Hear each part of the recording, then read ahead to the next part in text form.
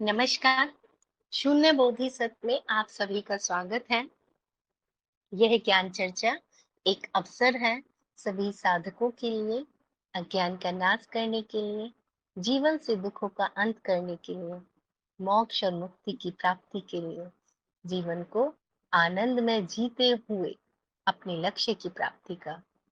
मैं सभी साधकों से ये प्रार्थना करती हूँ कि यदि आपके कोई प्रश्न है तो आप उन्हें लिखकर भी पूछ सकते हैं और अनम्यूट करके बोल भी सकते हैं।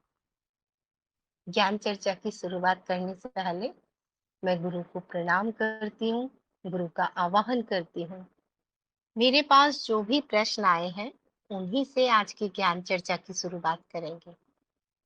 पहला प्रश्न आया है, मैं ज्यादातर कार्य भावों में बहकर करती हूँ, क्या यह सही है? यदि आप संसारी व्यक्ति हैं और अध्यात्म में कहीं कहीं से अभी ही जुड़े हैं, नए नए जुड़े हैं, तब तो हम कह सकते हैं कि ठीक है, कम से कम बुद्धि की जगह भाव का इस्तेमाल कर रहे हैं, हृदय का। तो जो हृदय तल पे जो जीते हैं वो कम से कम दूसरों का नुकसान तो नहीं करते, दूसरों को हानि तो नहीं पहुंचाते। अपने कष्ट उन्हें हो जाता है क्योंकि संसार में बहुत धूर्त भी है, चतुर भी है, चीटिंग भी होती है, सभी तरह के हैं। लेकिन हाँ, इतना है कि वो दूसरों के लिए हानि नहीं करते हैं, हानि नहीं पहुंचाते हैं। तो ठीक है, भाव तल पे जीना अति उत्तम है। अगर मैं अध्यात्म की बात करूं तो अध्यात्म पर जिन्होंने सत्य को पा लिया है, आप देखिए, वो भी भाव तल पर ही जीते हैं। उनके मन में भी सबके प्रति करुणा होती है, प्रेम होता है, दया होती है। वो भी भाव पर ही जीते हैं। लेकिन जो साधक है, साधक क्या करे? क्योंकि साधक अब संसारी तो वो है नहीं, क्योंकि उनका लक्ष्य तो अध्यात्म में आ गया ना। सत्य की खोज, स्वयं की खोज, खुद को पा लेना, परमात्मा को पा लेना। तो संसार पीछे छूट गया है और जो आगे अभी लक्ष्य है वहां तक पहुंचे नहीं है। तो मेरा यही सुझाव होगा आपके लिए कि आप ज्यादा दिन नहीं है हुए हैं अभी अध्यात्म में आए हुए आपको, और त्रिज्ञान भी आपका नहीं हुआ है। तो आप पहले त्रिज्ञान एक बार कर लीजिए। जब आप त्रिज्ञान करेंगे उसके आगे आपको मार्गदर्शन दिया जाएगा। वैसे एक साधक को भावनाओं में नहीं जीना होता है। क्यों? क्योंकि वो अभी साधना पथ पर है, वो अभी मार्ग पर है। और ये तो वैसे भी ज्ञान मार्ग है, और ज्ञान मार्ग के अनुसार भावनाएं मेरी नहीं है, विचार मेरे नहीं है। भावनाएं और विचार अलग अलग, ये दो चीजें नहीं है। विचार और भावनाएं दोनों एक ही चीज है। बस विचार किसी से भी संबंधित हो सकते हैं और भाव हमारे स्वयं से संबंधित होते हैं, अहंकार से संबंधित होते हैं। आपको भावों में नहीं बहना है, आपको साक्षी भाव में रहना है। बहुत सारे भाव में बहने से अच्छा है एक भाव को पकड़ लेना, साक्षी भाव को पकड़ लेना। ये सबसे उत्तम है। जब तक साधना पथ पर है, आपकी साधनाएं चल रही हैं, एक बार जब आप सत्य को पा लेते हैं, उसके बाद साक्षी भाव भी आपको साधने की जरूरत हो सकता है ना भी पड़े। और उसके बाद तो आप स्वतंत्र हैं, जैसे जीना है, भाव के तल पे जीना है, भाव के तल पे जिए। बुद्धि का इस्तेमाल करना है, बुद्धि का इस्तेमाल करिए। कुछ नहीं करना है, कुछ मत करिए। क्यों? क्योंकि अब वहां कर्ता भाव नहीं रहता, वहां अहम भाव नहीं रहता। जो अहम भाव ये कहता है कि भाव मेरे हैं, विचार मेरे हैं, ये शरीर मेरा है, ये घर मेरा है, वो तो बचता ही नहीं है। तो जब कर्ता भाव नहीं है तो उस तल पर जाकर स्वतंत्र हो जाते हैं।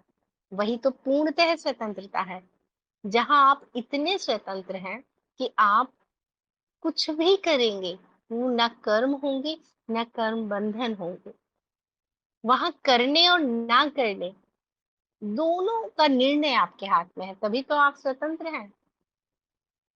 तो साधना पथ पर है, भावों में बहके नहीं करना है आपको, आपको साक्षी भाव में रहना है, बस एक यही भाव में। दूसरे प्रश्न में, ज्ञान मार्ग के अनुसार भाव मिथ्या है, फिर भाव क्यों उठते हैं? हाँ, ज्ञान मार्ग के अनुसार भाव मिथ्या ही है। दोबारा से एक बार ध्यान करिए, क्योंकि आपका त्रिज्ञान तो नहीं हुआ है, लेकिन आपने वीडियोस देखी हैं त्रिज्ञान की, तो याद करिए उन वीडियोस में क्या बताया गया था। उनमें बताया गया था कि कोई भी जगत की वस्तु मैं नहीं हूँ, एक्स वाई जेड जो भी है वो मैं नहीं हूँ, क्योंकि उन सबका अनुभव हो रहा है। पंच भौतिक इंद्रियों से होने वाले कोई भी अनुभव मैं नहीं हूँ। विचार मैं नहीं, भाव मैं नहीं, कल्पना मैं नहीं, इच्छा मैं नहीं, स्मृति में नहीं, मतलब हमारी मानसिक क्रियाएं सारी आ गई, जो मानसिक इंद्रियों से अनुभव होते हैं वो भी सारे आ गए हैं। तो ज्ञान मार्ग के अनुसार, क्यों हम ये कहते हैं ज्ञान मार्ग के अनुसार, क्योंकि हमें कहाँ पहुंचना है, सत्य तक। वही भक्ति मार्ग में उसी सत्य को परमात्मा का है, परमात्मा का मिलन, परमात्मा से मिलना, उसकी प्राप्ति, उसके साक्षात्कार होना। तो यहाँ पे तो हमें स्वयं से ही मिलना है। स्वयं से हम मिलते कैसे हैं, जो जो मैं नहीं हूं उसको हटाते हटाते हटाते जो शेष बचा वही मैं हूं। तो सत्य तक पहुंचने के लिए हम बोलते हैं कि भाव भी मिथ्या है। आगे आपने कहा फिर भाव क्यों उठते हैं। ये सिर्फ प्रतीत होते हैं भाव उठते हुए, ये चित्त की एक वृत्ति है जो अपने आप ही आती है। जैसे विचार अपने आप आते हैं, पहले विचार आ जाते हैं, उसके बाद विचारों को कहते हैं कि ये विचार मेरा है, मेरे मन में ये विचार आया, मेरे का टैग बाद में लगता है।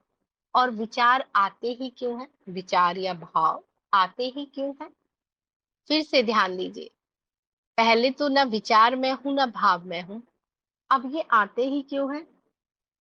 जिस तरह से हम ये कहते हैं कि पूरे ब्रह्मांड में सिर्फ तरंगे हैं, नाद है सिर्फ और सिर्फ, और कुछ भी नहीं है, उसी में विचार भी तरंगों के रूप में विद्यमान है। अब आपकी तरफ कौन सा विचार अट्रैक्ट होगा, ये आपके संस्कारों पर आधारित है। जैसे जो हिंसक व्यक्ति है उसकी तरफ हिंसा वाले ही विचार अट्रैक्ट होंगे, जो दयालु है उसकी तरफ दया भाव वाले, करुणा भाव वाले विचार ही अट्रैक्ट होंगे। या जो चोर है उसको चोरी के ही विचार आएंगे, जो संत है उसको सत्य के विचार आएंगे। तो सब कुछ यहाँ पहले से विद्यमान है। जिस तरह से विचार पहले से ही विद्यमान है, वो सिर्फ अट्रैक्ट होते, खिंचते हैं वो किसके आधार पे, हमारे पुराने संस्कार, आदत, इसके आधार पे। तो उठेंगे ही ये, ऐसा नहीं है कि नहीं उठेंगे।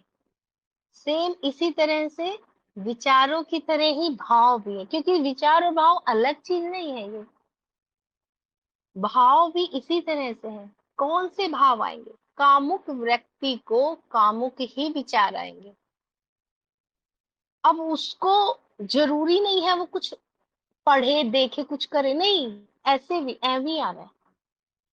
जो बुद्धिमान होगा उसके विचार और भाव भी बुद्धिमान भरे होंगे। जो एक कलाकार होगा, नृत्य करता होगा या गायन जिसका शौक होगा, नाचना जिसका शौक होगा, उसके भाव भी वैसे ही होंगे।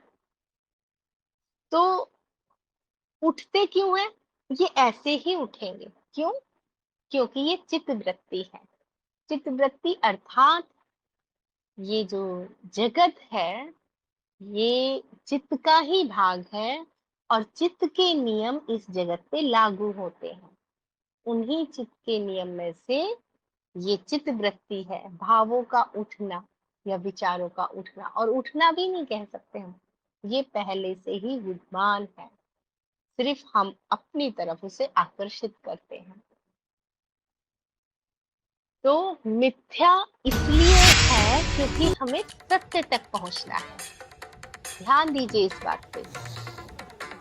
जो भाव, विचार, स्मृति, कल्पना, जगत, शरीर जो भी है, मिथ्या इसलिए है क्योंकि हमें सत्य तक पहुंचना है।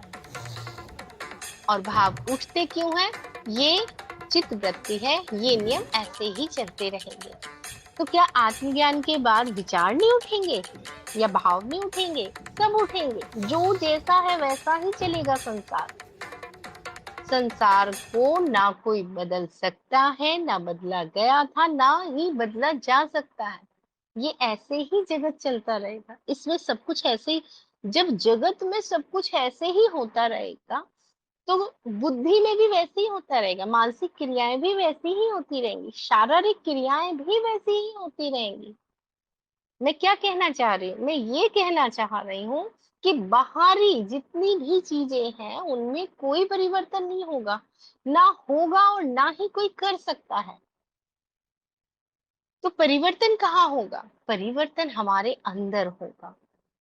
हमारे अंदर क्या परिवर्तन होगा? हमें ये समझ में आएगा कि ये विचार मेरे नहीं है, ये भाव मेरे नहीं है। अब ये हो गई थ्योरी। अब मैं हमेशा ये कहती हूँ, बराबर ये कहती हूँ मैं, कि जितना भी ज्ञान आज तक कहा गया है, जितना भी किताबों में, शास्त्रों में, गुरुजनों के प्रवचनों में जितना भी कहा गया है, अगर वो ज्ञान आपका अपना नहीं है तो फिर वो थ्योरी ही है वो। और अपना कैसे होगा? अपना होने के लिए आप अपने जीवन में देखिए। उसके लिए कहीं और जाने की या किसी और अवस्था में भी जाने की जरूरत नहीं है। सब कुछ जागृत अवस्था में है, अभी इसी क्षण। देखिए, हमें कहीं और भी नहीं जाना कि हम ऐसा करेंगे तो ऐसा होगा, नहीं। सत्य सदैव ही सामने में है, बिल्कुल। तो हमें क्या करना होगा? हम देखेंगे कि जो भी ये हमारे भाव है या विचार है, इसके लिए डेली आधे घंटे बैठ के देखिए अपने साथ। सिर्फ मैंने बैठने के लिए कहा। और 1 महीने बैठ के देखिए।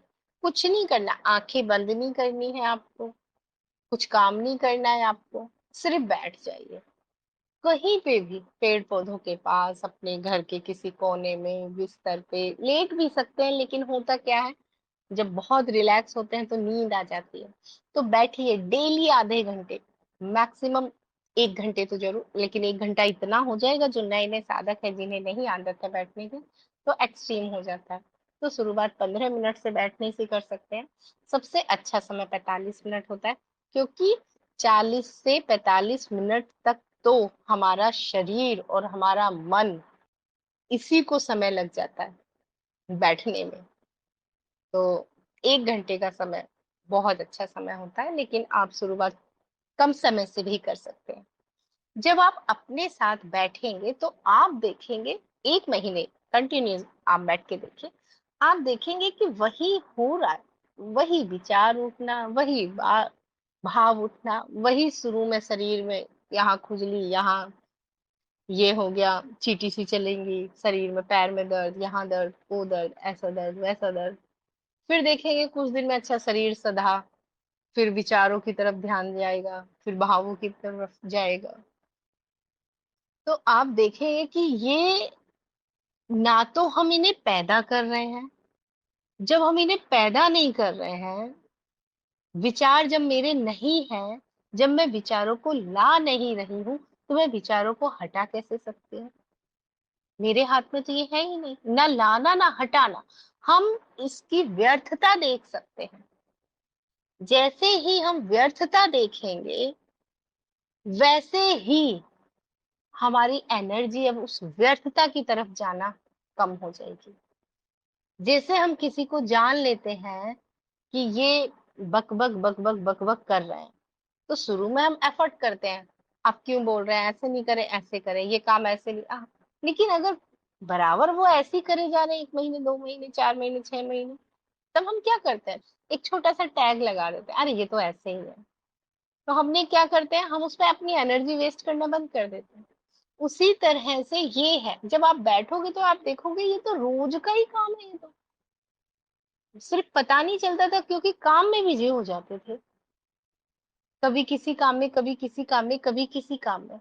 और खाली बैठने पे पता चलता है इतना कूड़ा करकट दिमाग में था, इतनी सारी चीजें अननेसेसरी, अनावश्यक। तो जब साथ में बैठेंगे तो सबसे पहले तो वो दिखाई देगा, कूड़ा करकट बवाल दिखाई देगा।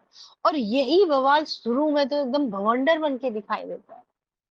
इसीलिए ज्यादातर लोग अकेले रहने से घबराते हैं। जैसे ही अकेले हुए, काम धंधा खत्म हुआ, टीवी देख लिए, मोबाइल देख लिए, किसी पड़ोसी से बात कर लिए, किसी के पास फोन लगा लिए, मैगजीन पढ़ लिए। देखो वो कैसे अपने आप को बिजी कर लेते हैं कहीं, क्यों? क्योंकि जैसे ही अकेले में जाएंगे ना, तो वो कुरूपता दिखाई दे जाएगी खुद की, जितना कूड़ा करकट उसमें भरा हुआ है वो सारा दिखाई दे जाएगा। ये प्रयोग किस लिए है? ये प्रयोग इसलिए है, ये बताने के लिए कि भाव आते ही रहेंगे, जाते ही रहेंगे, विचार आते रहेंगे, जाते रहेंगे, कल्पनाएं आएंगी, जाएंगी। शुरू में बैठोगे तो या तो भूतकाल में पहुंच जाओगे, जो हो चुका उसका चिंतन मनन शुरू कर दोगे, ऐसा हुआ था, ऐसा हुआ था, या भविष्य में जो पाना चाहते हो। सिर्फ बैठना, अपने साथ बैठना, शुरू में नहीं टिक पाओगे, कोई बात नहीं, लेकिन उसकी व्यर्थता देखोगे, रोज रोज रोज रोज यही यही यही यही।